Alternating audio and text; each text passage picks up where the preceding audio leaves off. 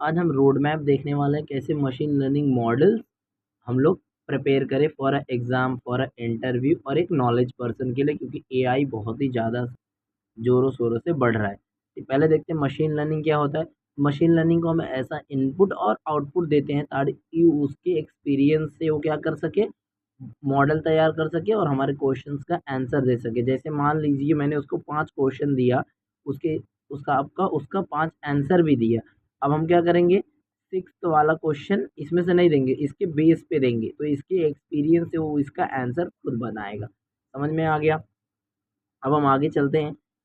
तो machine learning में हमारे पास होता है सुपरवाइज्ड और अनसुपरवाइज्ड, दो कैटेगरी होती है।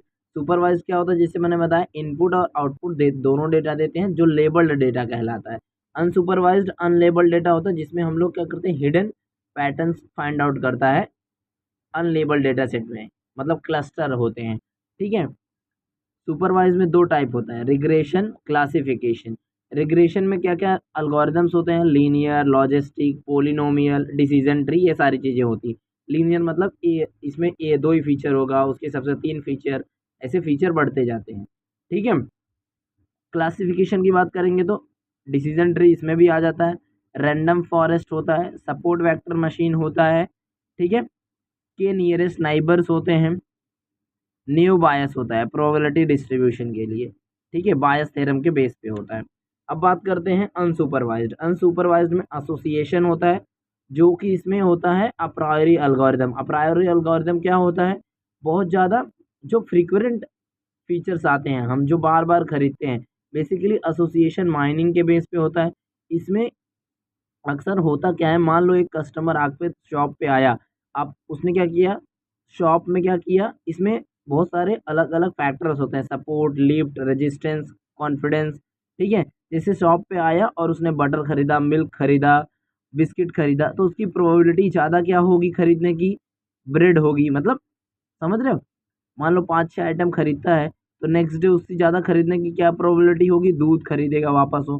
समझ रहे हो, तो वो ऐसा एसोसिएशन माइनिंग करता है अप्रायोरी एल्गोरिदम, जो कि बार बार फीचर आता है उस रिपीट होता है। क्लस्टरिंग में देखेंगे तो के मीन होता है, हायरार्कियल होता है। क्लस्टर यानी कि ग्रुपिंग करना बेस्ड ऑन द नियरेस्ट और फैमिली सिमिलर, ये सिमिलर इससे मिलता है तो इसके साथ ग्रुप बन जाएगा। समझे? तो इसमें दो होता है, एक के मीन होता है, एक हायरार्कियल होता है। के मीन क्या करता है, के डिस्टिंक्ट मतलब के अलग अलग बहुत सारे ऐसे फीचर बनाता है बेस्ड ऑन सिमिलरिटीज के बेस पे और डिस्टेंस सेंट्रॉइड के बेस पे। ठीक है। हायरार्कियल में क्या होता है, सबको पता है, हायरार्की बनाता है, यानी कि एक स्ट्रक्चर बनाता है। ठीक है, इसके अंदर क्या आएगा, इसके अंदर क्या आएगा, ऐसे ऐसे डेंड्रोड्राइन्स बनाता है। ठीक है। इसमें दो टाइप होता है, एल्गोमेरेटिव और डिवीजिव होता है। ठीक है।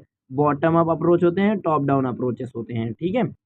अब आगे नेक्स्ट वाले वीडियो में हम देखने वाले हैं एएमएल मॉडल्स, ये वाला जैसे लॉजिकल, जियोमेट्रिकल और प्रोबेबिलिटी। चलिए इसी में हम बना देते हैं, इसी में ऐड कर लेते हैं, ताकि एक ही वीडियो में आपको पूरा समझ जाए अच्छे से। ठीक है। अगर आपको कोई स्पेशल टॉपिक्स पे, जैसे कोई एल्गोरिदम्स पे, रिग्रेशन पे अलग वीडियो चाहिए, तो हमें कमेंट में ज़रूर बताएं, हम बना देंगे। ठीक है। एमएल में 3 मॉडल है, पहला है लॉजिकल बेस्ड, दूसरा है जियोमेट्रिकल, तीसरा है प्रोबेबिलिस्टिक मॉडल। अब पहले हम देखते हैं लॉजिकल में। लॉजिकल में दो तरीके के मॉडल हो गए, एक तो ट्री मॉडल, डिसीजन ट्री, दूसरा रैंडम फॉरेस्ट ट्री। ठीक है। अगला होता है रूल मॉडल, रूल बेस्ड, तो होता है अप्रायरी मॉडल, जो एसोसिएशन रूल माइनिंग होता है।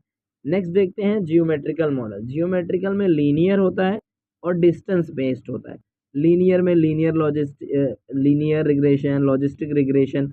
रिग्रेशन मतलब कंटिन्यूअस वैल्यूज आएंगी, जिसको हम क्या करेंगे, कंटिन्यूअस ऐसी वैल्यूज जो हम बड़े डेटा सेट को बार बार क्या करेंगे, उसके सबसेट में डिवाइड करते जाएंगे। और क्लासिफिकेशन मतलब क्लासीफाई करेंगे, ग्रुप बनाते जाएंगे। समझ में आ गया? पोलिनोमियल रिग्रेशन, डिस्टेंस में के मीन हो गया, के nearest neighbour, support vector machine, hierarchy, ये सारी डिस्टेंस बेस्ड होती है। मतलब इसमें हम डिस्टेंस निकालते हैं। डिस्टेंस निकालने का सबसे ज़्यादा फार्मूला जो है, यूक्लिडियन डिस्टेंस यूज़ किया जाता है मशीन लर्निंग में। ठीक है। अब आते हैं हम अपने प्रोबेबिलिस्टिक मॉडल में। एक ही एल्गोरिदम यूज़ किया जाता है इसमें, न्यू बायस, जो based on the bias theorem होता है, या फिर आप क्या कर सकते हैं, बायस थ्योरम में यस और नो होता है ना।